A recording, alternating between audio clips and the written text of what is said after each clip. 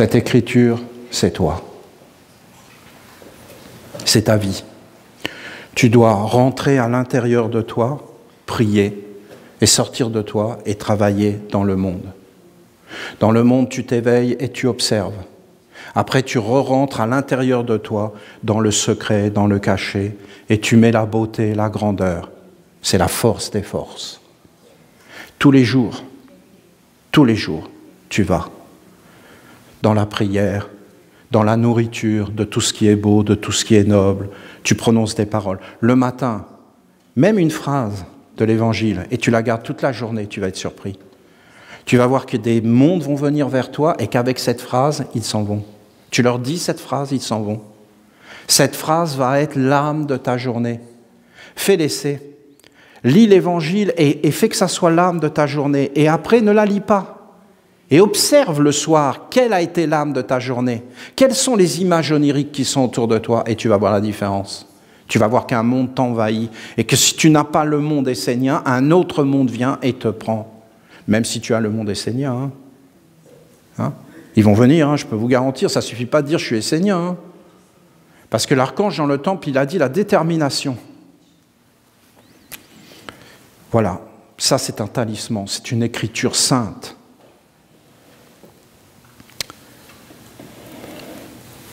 Vous avez ce qui doit.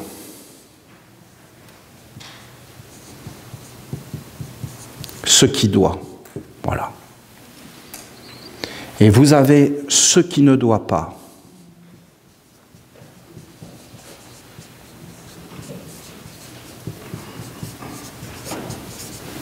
Ce qui doit, ce qui ne doit pas. C'est comme ça que Dieu a fait le monde. Pas le monde des dieux, parce que le monde des dieux est au-dessus de ce qui doit. Vous voyez, le monde des dieux est posé sur ce qui doit. Donc, quand les dieux marchent, bon, ils ne marchent pas vraiment, il faut bien que j'utilise un langage.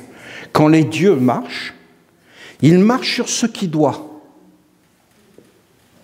Les anges, quand ils marchent sur ce qui doit.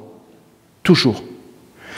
Quand ils nous regardent, ils voient ce qui ne doit pas. Ils n'aiment pas regarder les hommes. Ils n'aiment pas regarder les hommes, ils n'aiment pas s'approcher des hommes. Essayez de comprendre un ange. Un ange, il marche sur ce qu'il doit. S'il veut voir un homme, il ne peut pas voir son corps. Il va d'abord voir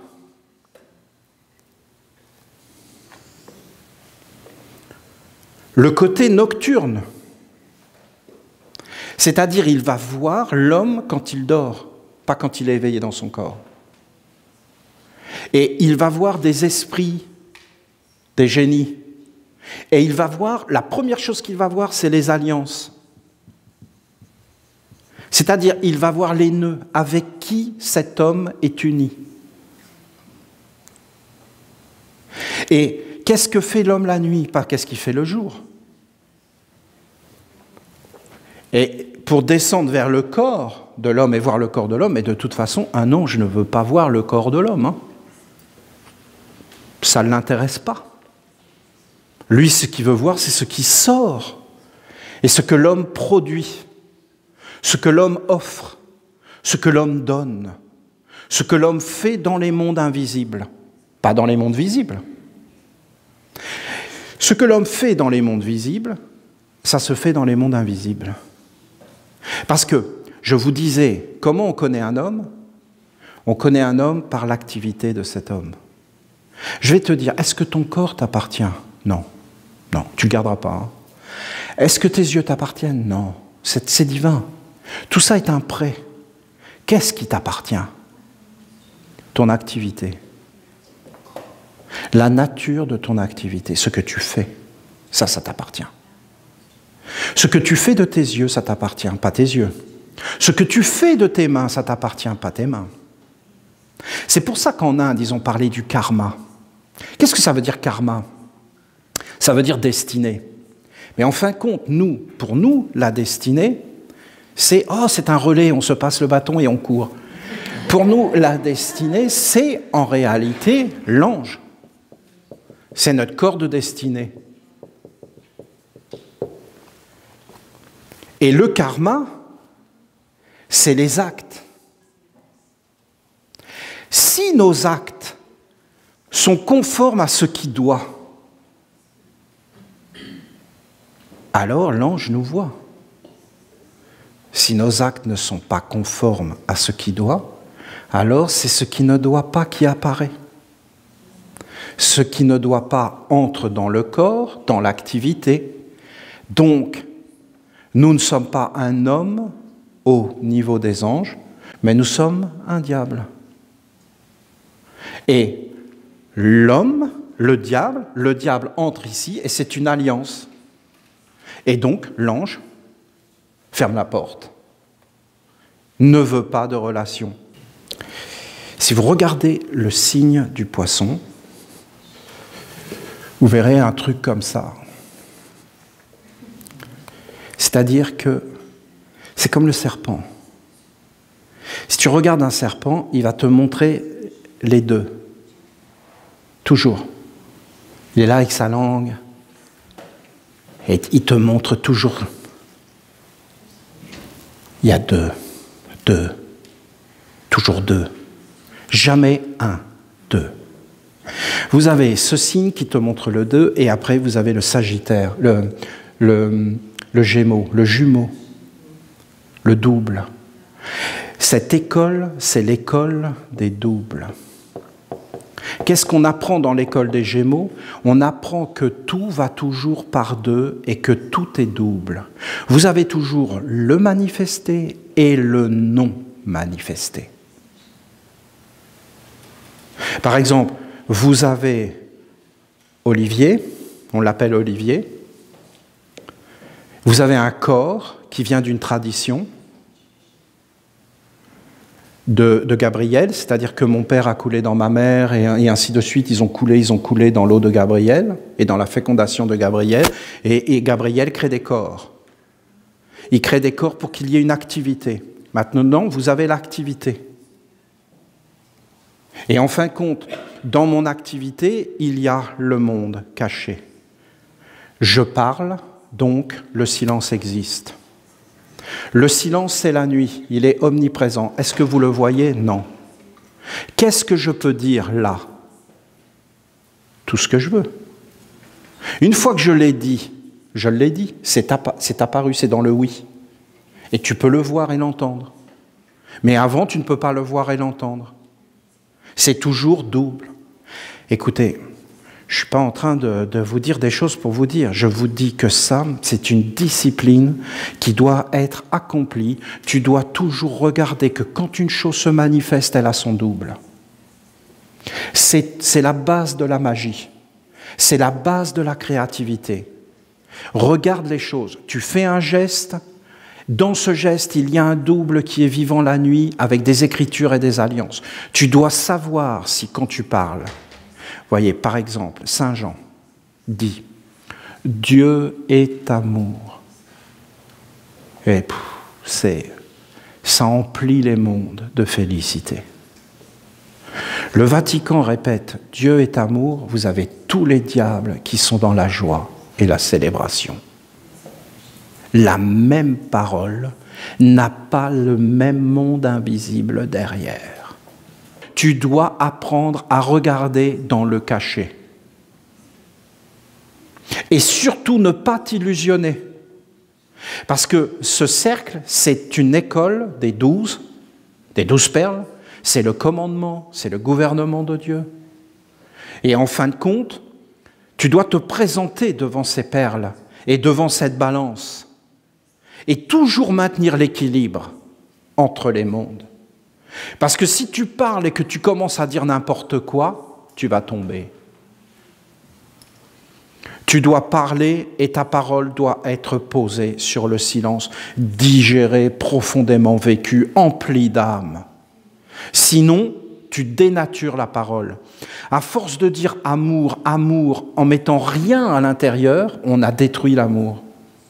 Si à chaque fois qu'on avait dit amour, on avait appelé un ange et qu'on l'avait consacré dans les mondes, l'amour serait grand. Alors je vous dis, le zodiaque, tu dois rentrer par les pieds. Le premier signe, c'est la pureté. Donc tu dois, le premier des signes, le commencement, c'est le poisson, la purification. La purification doit donner la pureté. Donc tu commences par une volonté de travailler sur toi, de te nettoyer. Si tu ne comprends pas qu'il y a tout un travail à faire sur toi pour te nettoyer, pour te clarifier, pour t'ordonner, ce n'est pas possible, tu n'es pas prêt. Tu es dans un monde d'illusions, de mensonges, donc tu ne peux pas t'approcher. Le deuxième signe, donc ce n'est pas un signe où tu peux t'arrêter. Tu ne peux pas t'arrêter dans le poisson, tu dois juste l'éveiller et comprendre qu'il y a un travail à faire sur toi pour tout le temps te purifier, te nettoyer. C'est tout le temps, hein? Jusqu'à ce que tu rencontres la pureté qui est un état d'être lié à la vérité. Pureté et vérité sont le même être. Et d'ailleurs, quand tu vas t'éveiller dans ces mondes-là, tu vas voir que c'est un seul être, un Dieu unique, dans tous les dieux. Alors, en réalité, la pureté, après, tu passes dans l'être de la vérité. Donc, tu dois connaître Dieu. Et d'ailleurs, regardez quand Moïse a été placé devant l'être de la vérité, qu'est-ce qu'il lui a dit? Enlève tes sandales, car la terre sur laquelle tu marches est sainte. C'est-à-dire, il lui a dit de retourner vers le poisson et de nettoyer ses pieds. Quand les apôtres étaient devant Jésus, il leur a dit « Je vais nettoyer vos pieds », la pureté. C'est l'entrée dans l'école. C'est le premier degré. Hein. Après l'être, tu dois reconnaître la vérité, l'être que Dieu est. L'être est. Tu l'appelles comme tu veux, hein, mais tu dois reconnaître l'existence, l'être, la vie. Toi, tu n'es pas forcément vivant. Hein. Et c'est comme si c'était prêté. Tu dois être humble, tu dois reconnaître. Ensuite, il y a l'amour. Bon, voilà. Alors, je vous explique. D'abord, tu dois reconnaître Dieu. Ne pas reconnaître Dieu est une maladie mentale. Comprenez? C'est une maladie. Je doute. Mais oui, bien sûr, c'est normal de douter. Tu doutes de toi, mais tu ne peux pas douter de la vie. C'est, comment dire, c'est de la psychologie. Je veux exister, je m'aime, je suis quelqu'un d'important. Mais tout ça, c'est des mensonges. Et donc ces mensonges engendrent le mal. L'homme n'est pas. Il est un instrument. Il est venu pour une mission. Si tu ne connais pas la mission pour laquelle tu es venu, si tu ne sais pas qui tu es, c'est que tu as été mal éduqué. Si tu es mal éduqué, mais ça veut dire qu'on a fait rentrer n'importe quoi en toi, c'est le cas. Des mensonges, des illusions. Je suis important, l'homme est important et toutes ces choses. Mais voyons. Et donc, tu ne vas pas comprendre qu'en fin de compte, Dieu, c'est ce qui est. Ce n'est pas un être abstrait. Par exemple, les arbres, voilà, parce que tu comprends, je doute des arbres. Mais Dieu, c'est les arbres, c'est ce qui est. Comment tu peux douter de ce qui est? La vérité, c'est ce qui est. Que toi, tu sois rempli de mensonges, de complexité, c'est une vérité. Accepte la vérité, que tu n'es pas clair. Et que tu dois travailler sur toi pour te purifier. Doute de toi, de ton existence. Oui, d'accord, on est d'accord.